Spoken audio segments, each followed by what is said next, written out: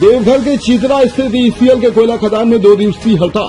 केंद्र सरकार की नीतियों में खासकर सरकारी संसाधन के निजीकरण, नई श्रम संहिता सहित विभिन्न मुद्दों के विरोध में संयुक्त ट्रेड यूनियन द्वारा आज से 2 दिवसीय देशव्यापी हड़ताल बुलाई गई है। देवघर के चित्रा स्थित ईसीएल के कोयला खदान में भी हड़ताल का व्यापक असर दिख रहा है। संयुक्त ट्रेड यूनियन के आह्वान पर आज कोयलियारी में कामकाज ठप है। ट्रेड यूनियन के प्रतिनिधियों और विपक्षी राजनीतिक दलों द्वारा कोयलियारी कार्यालय के सामने प्रदर्शन किया गया और केंद्र सरकार की मजदूर विरोधी नीतियों के खिलाफ जमकर नारेबाजी की गई। इस 2 दिवसीय हड़ताल के दौरान कोयले का उठाव और डिस्पैच पूरी तरह स्थगित रहने के कारण चित्रा कोयलियारी को काफी नुकसान होने का अनुमान लगाया जा रहा है। संयुक्त ट्रेड यूनियन के संयोजक और झारखंड विधानसभा के पूर्व स्पीकर शशांक शेखर भोक्ता ने बताया कि पूरे देश के 71 में से 67 औद्योगिक संगठन हड़ताल में शामिल हैं। इन्होंने केंद्र सरकार पर कई आरोप भी लगाए हैं। वहीं बंद के समर्थन में शामिल राज्य के सत्ताधारी पार्टी झामुमो युवा मोर्चा के केंद्रीय उपाध्यक्ष प्रशांत शेखर भी केंद्र सरकार की नीतियों पर जमकर भड़ास निकाले। इधर हड़ताल से कोयलियारी में ट्रकों का चक्का जाम है। देवघर से केडी दास की रिपोर्ट।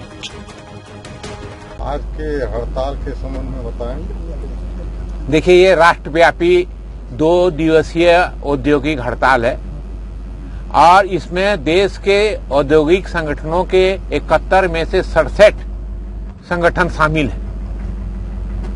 ये जब से 2014 से एक सिलसिला चल पड़ा है कि जितने सार्वजनिक क्षेत्र हैं, सार्वजनिक क्षेत्र माने सरकारी उपक्रम, और वो उपकरण जो कारपोरेट घरानों से दिवंगत इंदिरा गांधी ने छीनकर जनता को सौंपा था और जनता का बेहतरी के लिए किया था, आज उन्हीं उपक्रमों को पुनश्च उन्हीं कुछ कारपोरेट मित्रों को हमारे माननीय प्रधानमंत्री सौंप रहे हैं। आज हम गर्व से कहते हैं कि हम सेंट्रल गवर्नमेंट के एम्प्लॉई हैं। कल हमें कहना पड़ेगा कि हम अडानी के मुंशी हैं, अडानी के ऑपरेटर हैं, तो हमारा जो सेंट्रल गवर्नमेंट अशोक स्तंभ का बिल्ला है वो हट जाएगा। तो ये इससे पूरे देश की मान प्रतिष्ठा जुड़ी हुई है और सरकार चलाने के लिए इतनी महंगाई जनता के माथे पर थोपी गई है। उसके बावजूद यदि हमारे